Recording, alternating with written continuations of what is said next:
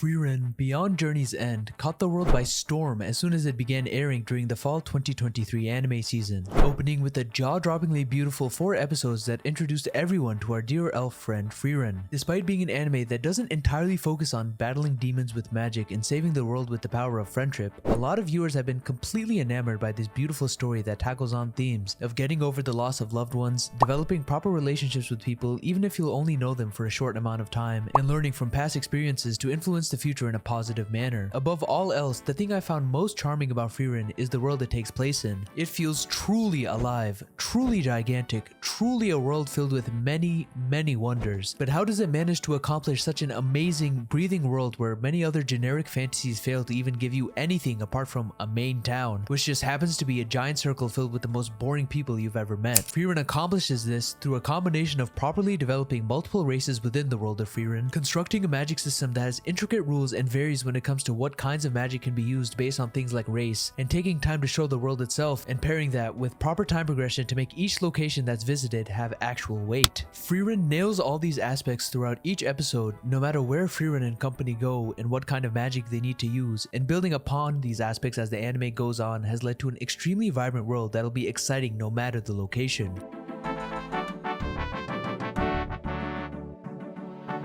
Frieren places heavy emphasis on magic, which I mean, yeah, the main character is literally an elf mage that's obsessed with magic and was taught by the person who created humankind's magic. Through Frieren's expertise in magic along with Fern, a newer mage, there's many situations where they run into monsters that use a specific kind of magic, which needs to be accounted for whenever coming up with the counter to said monsters. For example, Frieren and Fern find themselves crossing by a village that's been having issues with people disappearing due to them seeing phantoms of their deceased loved ones whenever they go out. Frieren explains that this kind of magic is used by creatures known as who are known to be very crafty and greedy and only prey on humans. Not only does Frieren explain what kind of magic is being used here along with the species that's casting it, she also goes over what other monsters could potentially be behind this mess and crosses them out based on observations that she makes. She considers that phantoms might be undead at first, which are reanimated corpses controlled by magic, but she rules that out after figuring out the nature of the phantoms themselves. Not only does this serve to teach Fern the difference between the two kinds of magic, it also serves to teach us, the viewers. This aspect is emphasized even more when Frieren has a run-in with demons inside of a town and immediately gets ready to execute them since she's well aware of their true nature. When I first saw demons in Frieren, especially ones that were dressed all prim and proper and were supposedly part of a peace envoy, I was expecting to see a few episodes of Frieren remembering her past experiences with demons and learning to overcome her own dislike for them by speaking with these demons who seemingly wanted peace. Maybe a Himmel flashback where Himmel teaches Frieren about the true nature of demons not being that bad. The idea of not judging a book by its cover when it comes to demons is one that's been used over and over again, especially in this genre, so I was kinda expecting something similar to what I've seen before. However, what I got was entirely different, and it was so refreshing. The demons in Frieren are actually demons, and not like those mindless demons who go on about conquering the world and making every human their play toy, but demons that have different values from humans, different hierarchies from them, but still somehow manage to trick humans via speech. Frieren is steadfast in her belief about the true nature of demons as being creatures that can only imitate human speech in order to deceive them, and that in reality they cannot be communicated with. Her belief is challenged by Stark, who argues that since demons can speak in the same tongue as humans, it would be possible to reach an agreement with them, but Frieren doesn't believe in this sentiment at all. Now, as a viewer, I was thinking, hey, maybe Frieren is just racist. And then I saw the demons in action, and I realized everything she was saying is true. We get not one, but 2 of Frieren's patented flashbacks during situations like these, with one being from last Tuesday. Wait, no. Right, almost 1,000 years ago, where we get to see Flamme and Frieren's first meeting after Frieren's village was destroyed by demons. In this flashback, we get to learn about how demon society works and how instead of using wealth and status like humans do, demons spend extreme amounts of time honing a specific kind of magic that they can use to bludgeon anyone. This flashback gave a lot of insight into how different races interact with mana, how some value it more than others, and how humans inherently have lower mana than demons. Instead of Frieren just popping back into the present and using her insane skills as a mage to destroy everything around her and the demon she's facing, we get even more information about how to fight demons using their overconfidence in their magic. Even though it wasn't something I expected, it makes a lot of sense to use underhanded tactics like this since when it comes to demons, being underhanded is necessary in order to stand any kind of chance. Where demons would deceive with human tongue, Frieren would deceive with mana itself. I also liked how we were given another flashback, this time with Himmel, since,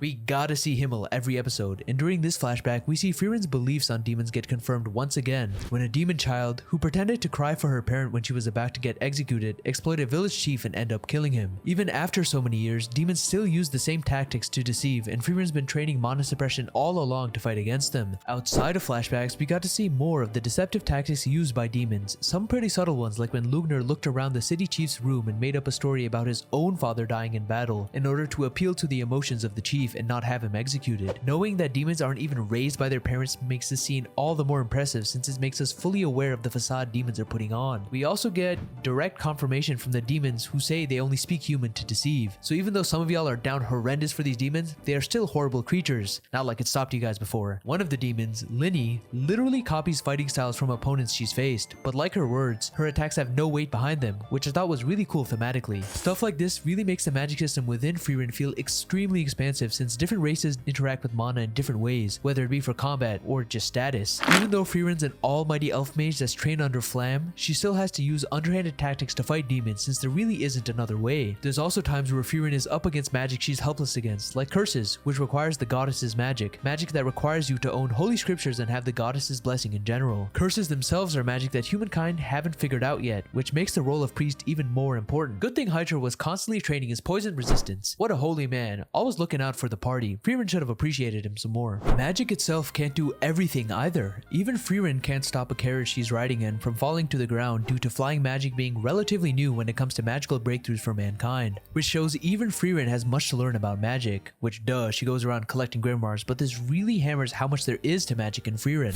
Another reason why Frieren's world feels so huge and alive is because of the pacing Frieren goes with and how there's actual time regression in between regions and cities. Fern doesn't just randomly stumble across a village, ask Frieren to help everyone out, and once they do, they go on their merry journey within a day. Most of the time, the issues that Frieren stumbles across whenever she comes to a town that needs help isn't able to be remedied immediately, and it actually takes time. We get to see Stark and the gang explore the city they're in, help them with whatever they need, and sometimes participate in their customs, which usually involves glazing Frieren's party that defeated the Demon King, which is understandable, but it's funny seeing Frieren casually walk past statues of herself. Each settlement they come across has a unique problem that requires Frieren's help, and each time we get another flashback of Frieren remembering something one of her party members had told her from their journey in order to fix the problem. We get to see years go by as Frieren journeys, which makes the journey itself feel even more substantial. I love how we also get to see how Frieren adapts to different environments with her party and seeing them explore the area, whether it be hunting for local specialties like huge bears, giant chickens, and two-headed beasts, or finding new herbs like glowing mushrooms and making a camp of their own, or being stuck in Red Dead Redemption 2's Introduction Act in a snow cabin in the middle of goddamn nowhere. It gives the anime overall a really comfy feel, like you're truly in the journey with them. Frieren's doing a lot of things right when it comes to being a fantastic fantasy anime, and one of the major contributors is its phenomenal world building. The best part is, as the series expands, so will our knowledge on magic, different species, and the world itself. I'm already extremely impressed with what I've seen so far, and I can't wait for more. Thanks so much for watching this video. If you enjoyed it, feel free to like and subscribe for more below average anime and manga content. Have a wonderful day.